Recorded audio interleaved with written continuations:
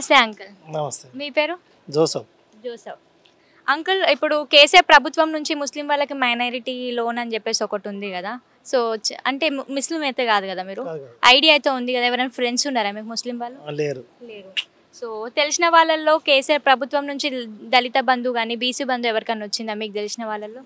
మాకు వచ్చింది. మీకు వచ్చింది? మా అల్లుడికి వచ్చింది. మాకు మొన్న మా పేరు కూడా వచ్చింది. ఇప్పుడు ఎలక్షన్ పడుగుట్లా మాకు రాలేదు. మీ అకౌంట్లో పడ్డాయి, అయిపోయినాక మళ్ళీ మీకు వేస్తాయి అని చెప్పిండ్రు. ఎట్లా అనిపిస్తుంది అంకుల్ మరి? కేసీఆర్ పరిపాలన మంచిగా అనిపిస్తుందా, లేకపోతే ఈసారి ఏమైనా మార్పు కోరుకుంటున్నారా? మంచిగా అనిపిస్తేనే కదా. ఇప్పుడు 2 సార్లు అయింది, ఇప్పుడు 3వ సారి హైటెక్ కొడతాడు. ఇప్పుడు వేరే వాళ్ళు ఇదివరకు ఉన్నప్పుడు కాంగ్రెస్ 2 సంవత్సరాలు చేసింది. ఎప్పుడు కూడా ఈ రైతు బంధు, రైతు బీమా, ఇట్లా దళిత బంధు ఇట్లా మా ఏసీ కార్పొరేట్లకు అప్పుడు లోన్ ఇచ్చేది. మా ఊరుకు ఎంతమంది ఒక్కరికే ఇచ్చేది, 2 ఉండేది సంవత్సరానికి. అలాంటిది ఇప్పుడు ఊరుకు కనీసం 20 మంది, ఇప్పుడు మాకు మొన్న 20 మందికి పేర్లు వచ్చినాయి. మరి అట్లా మళ్ళీ సంవత్సరానికి మళ్ళీ 20 మంది అయితే మా అక్కడ అటు ఇటు 80 మంది కుటుంబాలు ఉన్నాయి. ఒక 4 సార్లు మళ్ళీ 5 సంవత్సరాలు వచ్చిండు కదా. మళ్ళీ 5 సంవత్సరాల వరకు మా అక్కడ అందరికీ దళిత బంధు ముడతా ఉంటుంది. 20 అనుకునే అంటే సంవత్సరానికి 20 మందికి ఇచ్చినా కూడా అందరికి ఉంటుంది, అందరికి బాగుంటుంది, మంచిగా ఉంటుంది. రైతులకు ఎట్లా అనిపిస్తుంది? మళ్ళీ వాళ్ళ చాలా సంతోషపడుతున్నారు కదా. ఇదివరకు ఇప్పుడు ఈ రైతు ఇప్పుడు ఏమన్నా వరదలో కొట్టుకపోయినా అవి పోయినా ఇది పోయినా కూడా ఇప్పుడు కాంగ్రెస్ ప్రభుత్వం ఉన్నప్పుడు కానీ ఇంకే ప్రభుత్వం ఉన్నప్పుడు కూడా ఇవ్వలేదు. ఇప్పుడు ఇచ్చినప్పుడు మొన్న గాలి ద్వారాలకు వచ్చి మొక్కజొన్న పోయినప్పుడు కూడా మా అక్కడ కొన్ని డబ్బులు వచ్చినాయి, ఇచ్చిండ్రు, సంతోషపడతాను. మళ్ళీ కేసీఆర్ రావాలని అందరికీ బాగుంటుంది కోరుకుంటాను. ధర్మారెడ్డి పనితీరు ఎట్లుంది ఇక్కడ? చాలా బాగున్నది, ఆయనదే వల్లే కదా. ఇప్పుడు చాలా ఇప్పుడు అంటే ఈసారి మళ్ళీ ఇప్పుడు చాలా మంది కాంగ్రెస్ ని చూద్దాం అనుకుంటున్నారు కదా. సో ఇక్కడ కాంగ్రెస్ నుంచి అయితే ప్రకాష్ రెడ్డి గారు ఉన్నారు కదా. అనుకున్నాడు వారికేరా ఈసారి కాంగ్రెస్ మేము వస్తామని బాలనుడు వారికే. ప్రజలంటోళ్ళు అరే ఈసారి తీసేసి కాంగ్రెస్ చేస్తాం మేము అనేటోళ్ళు ఎవరు లేరు. అంటే వాళ్ళ సమస్య వాళ్ళే దాన్ని పబ్లిసిటీ చేసుకుంటాం తప్ప ప్రజలకు ఇట్లా ఎవరైనా ఈసారి ధర్మరెడ్డిని ఊడగొడదాం లేకపోతే కేసీఆర్ ఊడగొడదాం కాంగ్రెస్ ఇస్తామని అన్నది ఎవరు అట్లా అనుకుంటలేరు. వాళ్ళ ప్రచారం వాళ్ళు చేసుకుంటాను. కానీ మా ప్రజల లోపల ఉన్నది ప్రజలే ఉన్నది. కేసీఆర్కు మళ్ళీ ఇట్లా ఎప్పటివరకు ఎట్లా పట్టం కట్టినాం అట్నే కట్టాలి, చేయాలి. ఈసారి హైటెక్తో ధర్మరెడ్డి గెలిచి ఆయన మంత్రి పదవి కూడా మేము చూడాలని చాలామంది అనుకుంటాను. ఎందుకంటే ఆయన మంత్రిగా చూడాలి. ఎందుకంటే ఒక ఆదర్శ ఎమ్మెల్యేగా ఉత్తమ అవార్డు వచ్చింది కదా. ఎట్లా అనిపిస్తుంది మీకు? ఎందుకంటే 31 జిల్లాలు ఉన్నాయి మన దగ్గర. సో ఏ ఎమ్మెల్యేకి రాంది మీ ఎమ్మెల్యేకి వచ్చింది, మీకు ఎట్లా అనిపిస్తుంది? అందుకే ఆ రోజుల్లో కూడా మేము కూడా మాకు తెలిసిన ఊర్లల్లో ఎవరు వస్తారు మీ కాడ అంటే ధర్మరెడ్డి వస్తాడని అన్నాం. ఏవో తెలుగుదేశం ఎక్కున్నది ఇక్కడ, తెలుగుదేశం లేదు నువ్వు ధర్మరెడ్డి వస్తాను అని నన్ను ఎగతాళి చేసింది మాకు తెలిసిన వాళ్ళు. అరే లేదయ్యా మా ఆయనే వస్తాడే అని మేము అన్నాం.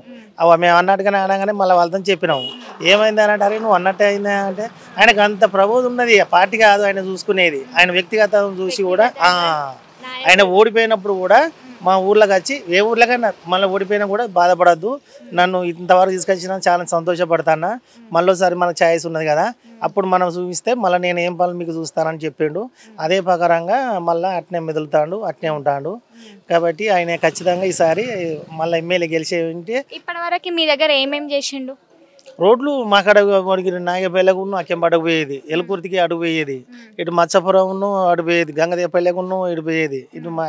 ఇటు మాకు 5 దిక్కులు ఉన్నాయిరా, 5 దిక్కులు 6 దిక్కుల చుట్టూ. అది వరకు మేము ఎలుకుర్తికి పోవాలన్నా కూడా అంటే ఉన్నది రోడ్ కానీ అంత బురద అట్లా మత్స్యపురం మీకు వెళ్ళి తిరిగి వెళ్ళిపోయేది. సరే 2 సార్లు ఇక్కడ ఎమ్మెల్యే గెలిచిండు కదా, ఇప్పుడు మూడోసారి ఇప్పుడు వచ్చే ఎలక్షన్లో కొత్త వాళ్ళకి ఛాన్స్ ఇస్తే ఏమైనా మంచి చేసే ఆలోచన వాళ్ళకు కూడా ఉంటుంది కదా అంకుల్.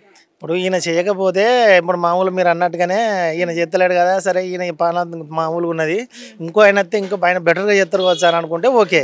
ఈయనే అన్ని చేయబెడతానే ఉండే, అన్ని కావాలనే పెడతానే ఉంటాండే, మళ్ళీ ఇంకోలా చేసేదే ఉన్నది అంతకంతే పెట్టినట్టు మామూలుగా ఉంటుంది. కాబట్టి ఎందుకంటే వాళ్ళది కాంగ్రెస్ ప్రభుత్వం వచ్చిందే కాంగ్రెస్ అనుకో, ఆ కాంగ్రెస్ 60 ఏళ్ళ ఉన్నప్పుడే మనం ఏం పని చేసింది ఏం కదా అని అందరికీ తెలిసిపోయినట్టుగా ఉన్నది. ఇప్పుడు కొత్తగా వచ్చింది, ఇప్పుడు ఏదైనా కూడా ప్రజలలో కొత్త చైతన్యం వచ్చినట్టుగా ఆకర్షణ ఉంచుకునేట్టు ఉండే అంటే అదే కోరుకుంటారు తప్ప మళ్ళీ ఇది వరకు మేము పాత ఊరగా పెడతాం చేద్దాం అనేది ఉండదు కదా. కానీ చేస్తామంటున్నారు కదా వాళ్ళు కూడా అంటారు అన్న వారికే, కానీ ప్రజల లోపల మనసు అన్నది ఎవరికి లేదు. మళ్ళీ కాంగ్రెస్ అయితే బాగుండు అనే వాళ్ళు ఎవరు లేరు.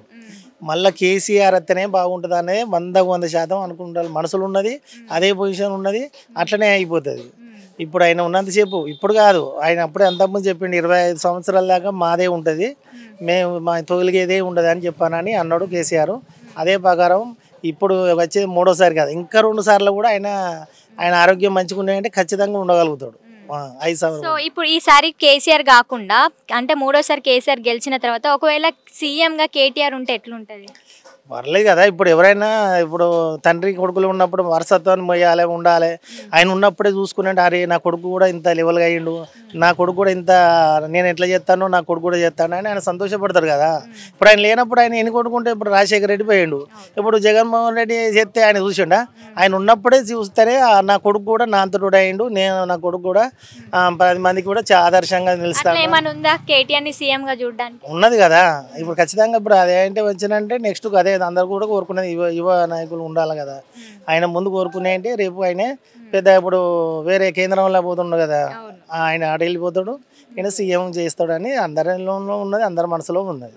ఈసారి సీట్లు తగ్గే ఛాన్సెస్ ఉన్నాయా, పెరిగే ఛాన్సెస్ ఉన్నాయా? ఏం లేదు అంతే. ఇప్పుడు అది వరకు 88 ఏమో వచ్చినాయి, అదే 88, 90 వరకు ఖచ్చితంగా వస్తాయి.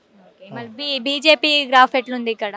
అదే అనుకునే వరకే కదా. ఏంటంటే సిటీ లెవెల్లే మామూలుగా వరంగల్ హైదరాబాద్ లెవెల్లే కొద్దిగా మామూలుగా ఉంటుంది తప్ప, కానీ పల్లెటూరులో బీజేపీ అనేది ఎక్కడ లేదు, ఎడలేదు, ఏ నిజవర్గానే రాదు. ఓన్లీ సిటీ వారికి ఉన్నాయంటే ఏదో చెప్పలు ఆడ మనసులో బట్టి ఏమైనా క్యానర్ బట్టి ఉంటుంది తప్ప, కానీ వేరే ఊళ్ళే వేరే నిజవర్గం వల్ల ఎక్కడ లేదు. ఏమున్నా Congress TRS. Thank you. Okay.